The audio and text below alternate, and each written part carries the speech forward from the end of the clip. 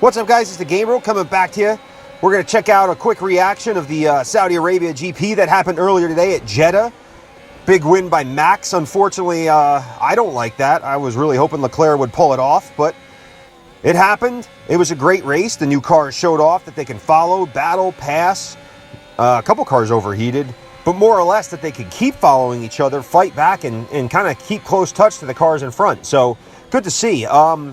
Weekend getting started under some weird situations with some bombings and missile strikes and all that stuff going on, and the 4-hour driver meeting to see if they should have it or not, and they did.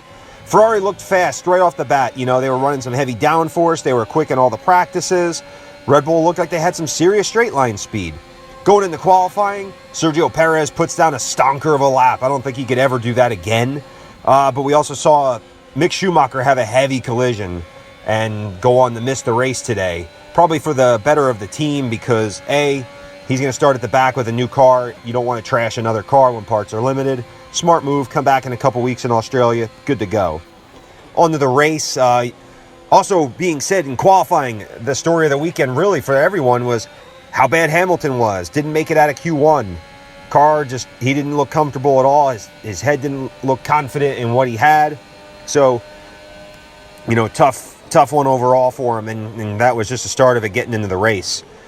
Perez did a great job off the start. I thought he did great control in the race, but the issue was Ferrari tried to put a bluff on him, and I think that, you know, made him pit a little early, and then you had the Latifi crash with the yellow flag come out.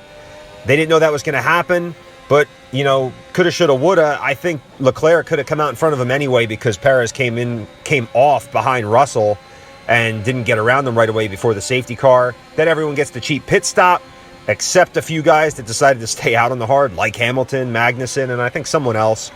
The race gets back underway, and it's, you know, Leclerc did a pretty good job controlling the race. Verstappen second, and then Sainz got into third after Perez had to give it back. Race was going on for a little bit. We didn't get Martin Brundle, but we did get Jenson Button. We were also shy of Yuki Tsunoda, who, after the formation lap, had to pretty much abandon the race.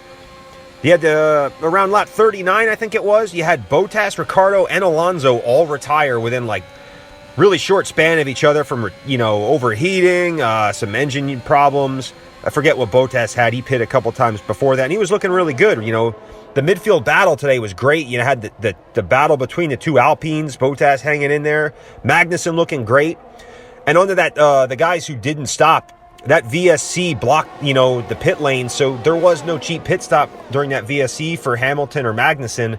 They were stuck out there and then had to, or no, Magnussen did come in. Hamilton was the one who didn't get to pit until after the fact, and then he recovers to finish 10th. 1 point for Hamilton, which is a shame because he did actually kind of get further up the order behind Russell until that, you know, he would have had to make that pit stop anyway. So regardless, he was fucked. The battle with Charles and Max, great battle. I'm sorry again that, you know, it had to go that way. That little DRS thing that they had going on in the last corner kind of reminded you of that bullshit, from that nonsense from last year, you know, with Hamilton and Verstappen. But either way, the straight line advantage was just too much for Ferrari at the end. That little bobble coming out of the last corner with a few laps to go by Charles just didn't allow him to get further enough down the straight. Maybe he could have defended it a little bit if he didn't, you know, slip up out of there. And on that, the restart from the VSC, he did not get the tires warmed up enough, and Max did, and he took advantage of it. He stayed close. And then the shame part of it is at the end of the race, like that yellow flag thing that kept happening with that, you know, when Hulkenberg and was that Albon crashed a little bit and all the debris.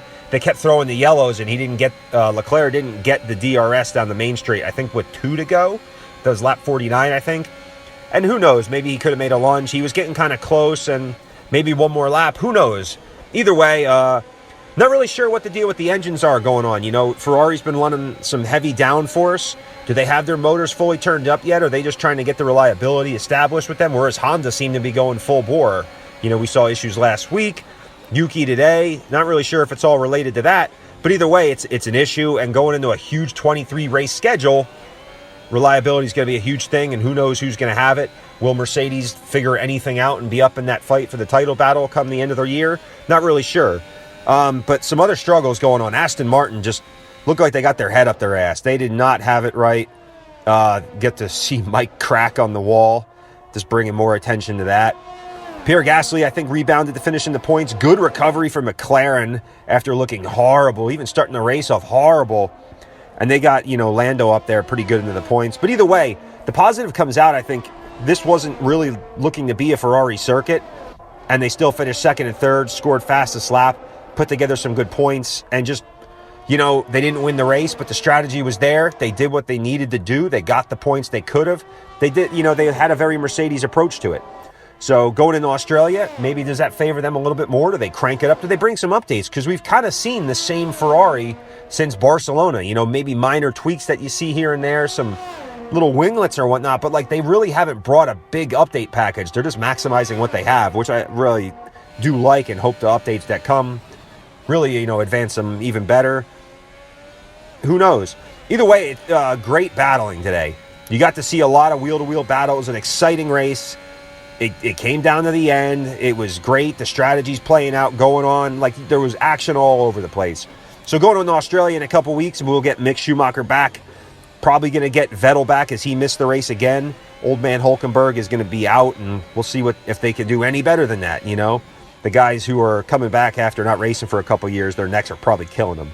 So either way, I've been the Gabriel. That's what I thought of the race. A little bit late, but hey, that's what happens. We'll see you in a couple weeks in Australia. I am out.